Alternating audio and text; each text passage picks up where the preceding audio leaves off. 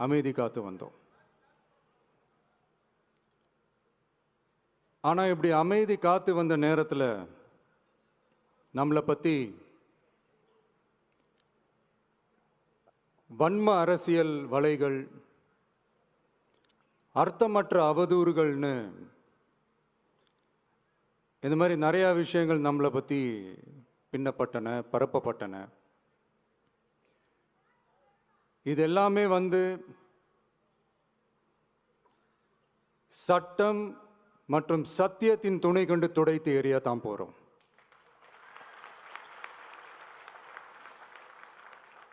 But அதுக்கு முன்னாடி தமிழக சட்டமன்றத்தில் நமக்கு எதிராக நிகழ்த்தப்பட்ட ஓர் உரைக்கு ஒரு நாகரிக பதிலடி கொடுக்கணும்னு நான் நினைக்கிறேன்.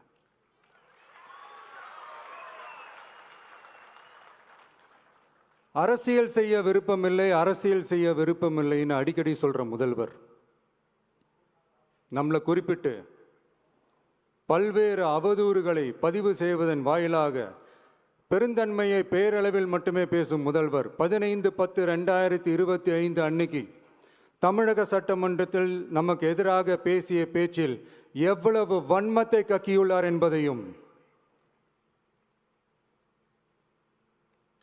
எப்படிப்பட்ட ஒரு அரசியல் செய்ய முயல்கிறார் என்பதையும்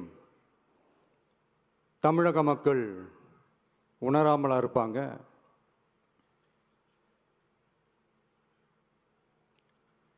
இந்த கரூரோட சேர்ந்து 5-6 மாவட்டத்துக்கு இந்த மக்கள் சந்திப்பு நிகழ்ச்சிகள்லாம் நடத்தியிருக்கிறோம், போயிருக்கிறோம். அங்கெல்லாம்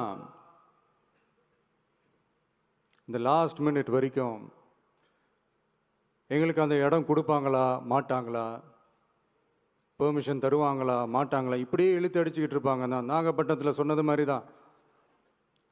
நாங்கள் ஒரு இடம் செலக்ட் பண்ணி கேட்போம், மக்கள் நல்லா ஸ்பேஷியஸாக நின்று பார்க்குற மாதிரி.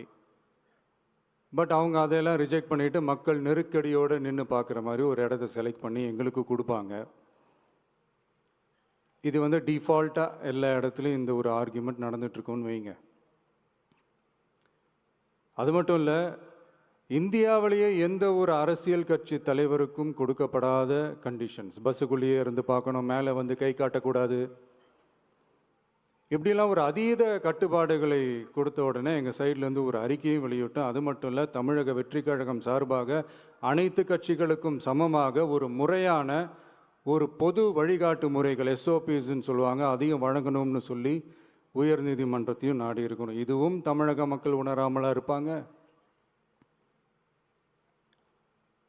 இப்படி ஒரு அரசியல் காழ்ப்புடன், நேர்மை திறனற்று நம்மளை பற்றி குற்றம் சாட்டியுள்ள குறுகிய மனம் கொண்ட முதல்வர் அவர்களுக்கு ஒரு சில கேள்விகள்.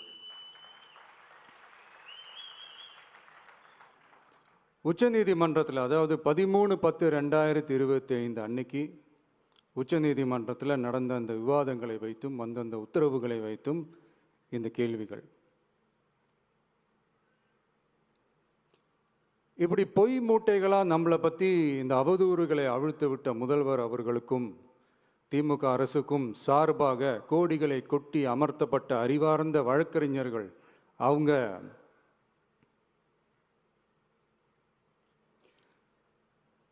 இந்த கபட நாடக திமுக அரசோட தில்லுமுல்லுகளை தாங்கி பிடிக்க இயலாமல் உச்சநீதிமன்றத்தில் திக்கு திணறி நின்றது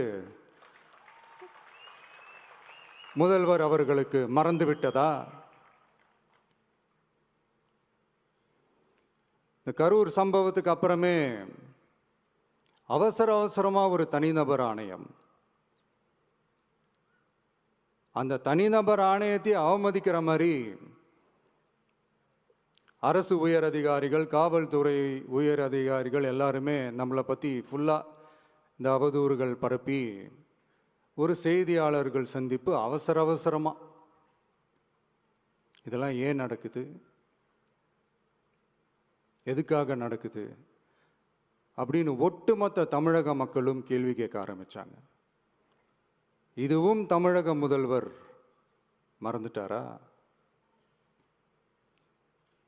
அதுக்கப்புறம் அந்த தனிநபர் ஆணையத்தை தலையிலேயே கொட்டி வீட்டுக்கு அனுப்பிச்சிட்டாங்க, அது வேறு விஷயம்.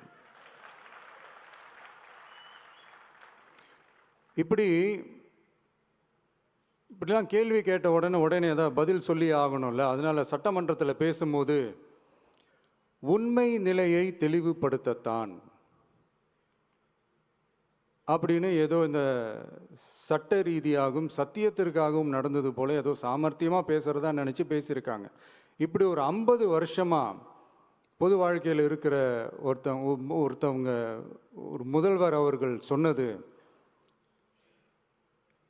எவ்வளவு பெரிய ஒரு வடிகட்டின பொய் சப்பை கட்டுன்னு நான் சொல்லலை, உச்ச நீதிமன்றம் சொல்லியிருக்கிறாங்க. அவங்க சொன்னதெல்லாம் கொஞ்சம் என்னன்னு கொஞ்சம் லைட்டாக பார்ப்போமா?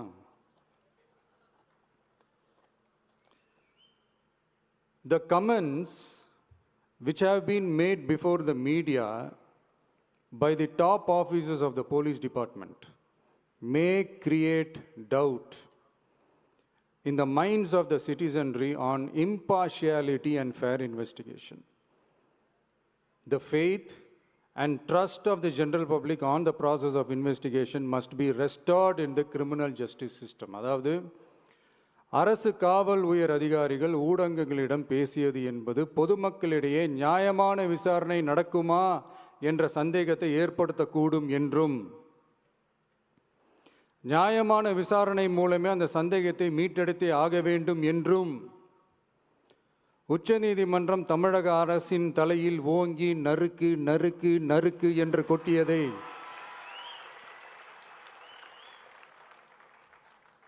முதல்வர் அவர்கள் மறந்துட்டாரா?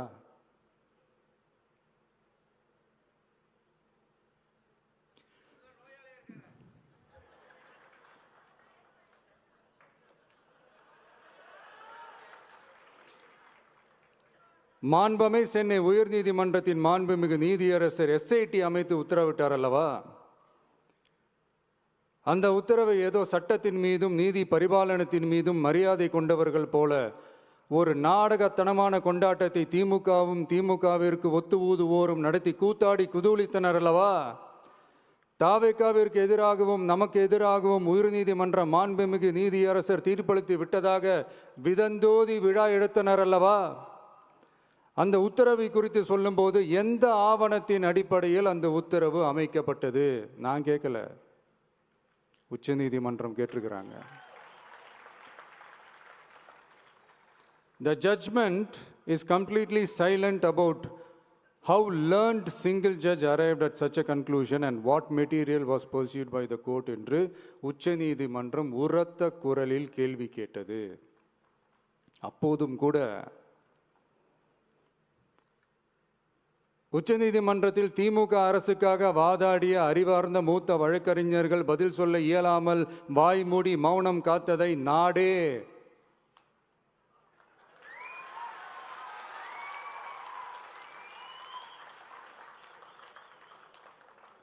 பார்த்ததல்லவா? இதையும் முதல்வர் அவர்கள் மறந்துட்டாரா?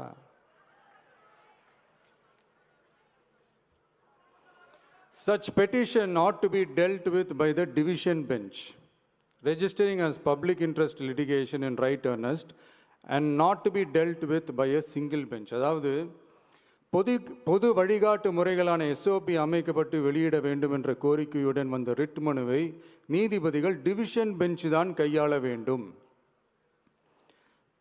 தனி நீதிபதி பெஞ்ச் கையாளக்கூடாது என்றும் உச்சநீதிமன்றம் சொன்னதல்லவா? அது மட்டுமா, கோரிக்கையே இல்லாமல் SIT அமைக்கப்பட்டது எந்த வகையில் சரி என்றும் கேள்வி எழுப்பியது உச்சநீதிமன்றம். இது எல்லாமே அறியாமலோ இல்லை அறியாதது போலவோ உச்சபட்ச அதிகார மயக்கத்தில் இருந்து பேசினாரோ முதல்வர் அவர்கள்? மனிதாபிமானம், அரசியல் அறம், மாண்பு இதெல்லாம் எதுவுமே இல்லாம வெறும் பேச்சில் மட்டுமே பேசிக்கிட்டு அரசியல் ஆதாயம் தேடுற ஆட்டத்தை ஆடத் தொடங்கிவிட்டார் முதல்வர் அவர்கள்.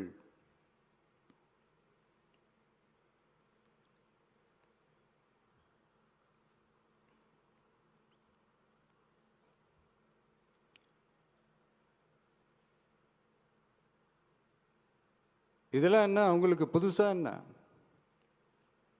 1969க்கு அப்புறமே எப்போ கட்சி அவங்க கைக்கு வந்ததோ, இன்னும் குறிப்பாக சொல்லணும்னா 1972க்கு அப்புறம் கேள்வி கேட்க ஆளே இல்லாமல் போச்சுல்ல. அதுக்கப்புறமே இந்த திமுக தலைமை இப்படி தானே இருக்குது. இப்போ நாங்கள் கேட்டோமே இந்த சில கேள்விகள்லாம், இதெல்லாம் நான் கேட்கல, சுப்ரீம் கோர்ட் கேட்டிருக்கு. இதனால் என்ன புரிய வருது? இந்த கவர்மெண்ட் நடத்துகிற அந்த விசாரணை மேலே சந்தேகம் ஏற்படுதுன்னா அதுக்கு என்ன அர்த்தம்? உங்கள் மேலே நம்பிக்கை இல்லைன்னு அர்த்தம்.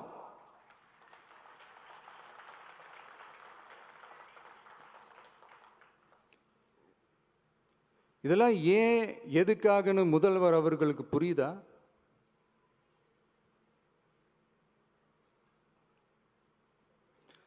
சுப்ரீம் கோர்ட் சொன்னதோட மட்டும் இல்லை, நிஜத்திலும் இன்னைக்கு மக்களுக்கு இந்த கவர்மெண்ட் மேலே இருக்கிற நம்பிக்கை மொத்தமாக மண்ணுக்குள் புதைந்து விட்டது.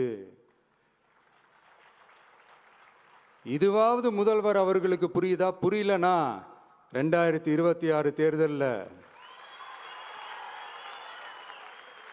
இந்த திமுக தலைமைக்கு மக்கள் இன்னும் ஆழமா அழுத்தமா புரிய வைப்பாங்க. அப்ப கூட இவங்க என்ன பண்ணுவாங்க தெரியும்ல, 5 வருஷத்துக்கு ஒரு வாட்டி பழக்க தோஷத்தில் ஒரு அறிக்கை ஒன்று வெளியிடுவாங்களே, மக்கள் தீர்ப்புக்கு தலை வணங்குகிறோம் அப்படின்ட்டு அந்த அறிக்கையை வெளியிட்டுட்டு இப்போ அறிவாலயத்தில் போய் ஓடி ஒளிஞ்சுப்பாங்க. இப்பவே ரெடி பண்ணி வச்சுக்கோங்க அந்த அறிக்கையை. எப்படி? மக்கள் தீர்ப்புக்கு தலை வணங்குகிறோம்.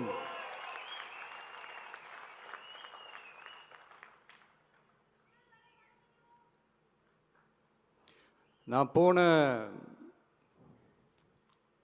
பொதுக்குழுவில் சொன்னதை தான் இங்கே நான் திரும்பவும் சொல்கிறேன்.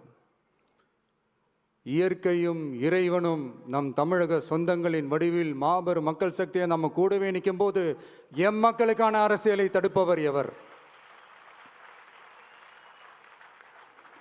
அதனால தோழர்களே, நமக்கு வந்திருக்கிற இந்த இடையூறு வெறும் டெம்பரவரி மட்டும்தான். எல்லாத்தையும் தகர்த்தெறிவோம், மக்களோட கை கோர்த்து நிற்போம், மக்களோட களத்தில் போய் நிற்போம். நம்ம பயணத்தில் தடம் மாறவே மாட்டோம். இப்பவும் சொல்றேன், 2026ல் 2 பேருக்கு நடுவில் தான் போட்டியே. ஒன்று, இன்னொன்று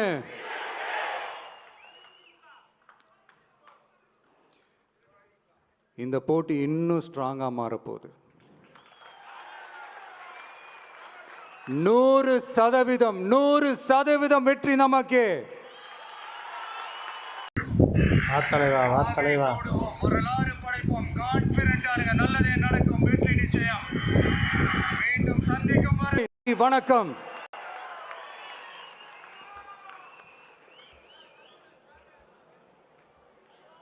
வெற்றி தலைவருக்கு ஒரு அரங்க